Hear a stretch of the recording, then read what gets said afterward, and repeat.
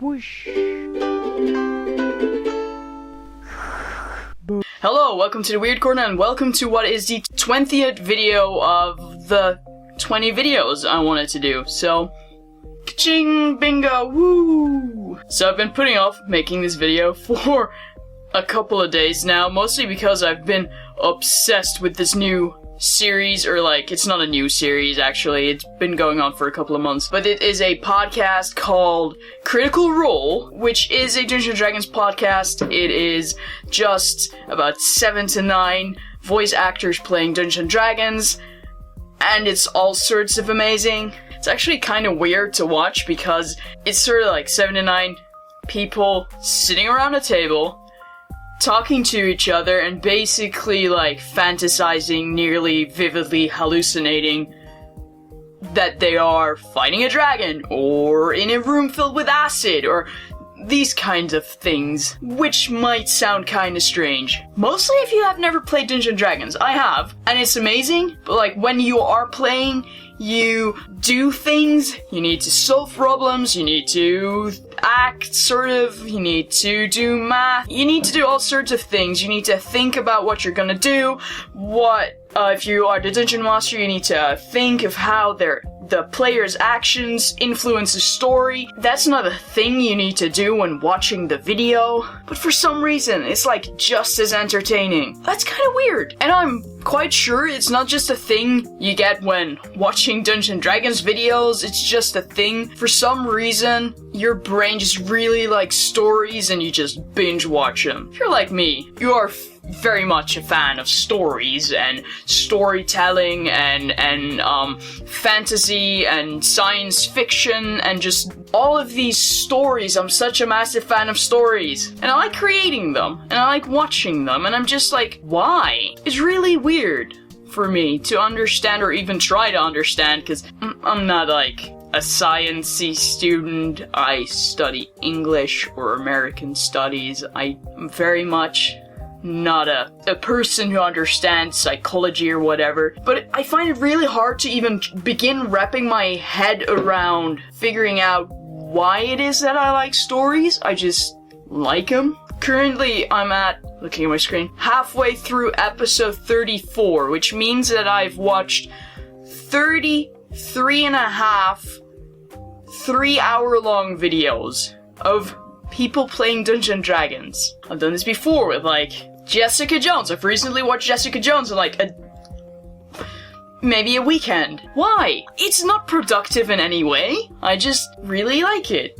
I don't know. It is really weird. The human brain is weird. I mean, for me at least, I think there's some sort of escapism. There was this whole movement. During the Romantic era, there was the Industrial Revolution, in which people had kind of shitty lives. They had to work in factories and cities that were gross and grimy, and just their lives were all just arranged around working in a factory. And a lot of people were very into this escapism movement, which is mostly a form of art and literature and poetry in which they escape through art to like nature, far off places, or that kind of thing. This is like a sort of modern day escapism, I think, like escaping to the realm of, for example, Dungeons & Dragons, to a sort of high fantasy medieval time in which you are a very cool, very strong warrior or mage or rogue or whatever, just pummeling dragons to death or hitting people with poop buckets. This is a thing that happened in the series. So at least for me, it's very much a form of escapism, sort of, and just, I like acting and stories and whatever, and seeing these people just really enjoying themselves and making jokes is very entertaining to me. There was a study in 1996 on a monkey, and a lot of scientists found a cluster of nerves that were responsible for mirroring actions, or like making a monkey think about mirroring those actions. So that these neurons, these cluster of cells, are called mirror neurons. Damn R's. Mirror neurons.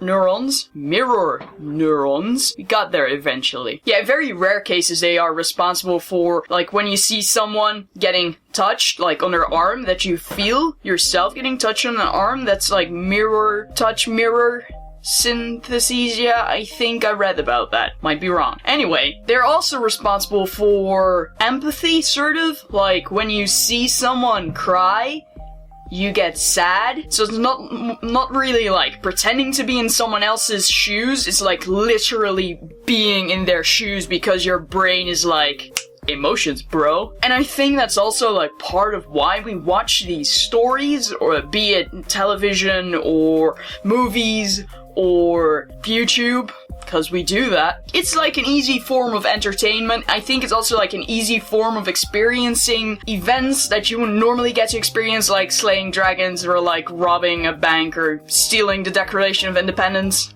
We don't do that normally. We get to do that through the eyes of the protagonists in whatever form of medium we choose. I like it. Speculate down in the comments, why do you like stories? Why do you like stories? And what kind of stories do you like? I'm very interested. Discuss those things. Me personally, I've got a lot of theories, some of which I shared, but whichever way I look at it, I don't really care. I find it very interesting, but I don't really care about the logistics of it all as long as I get to experience it, because it is amazing. It's just mind-blowing to see, to experience all kinds of stories and the plot twists and just people's reactions to it. I'm very much a fan of that, and I hope I'll continue being a fan of that, even though I might not be as emotional most of the time.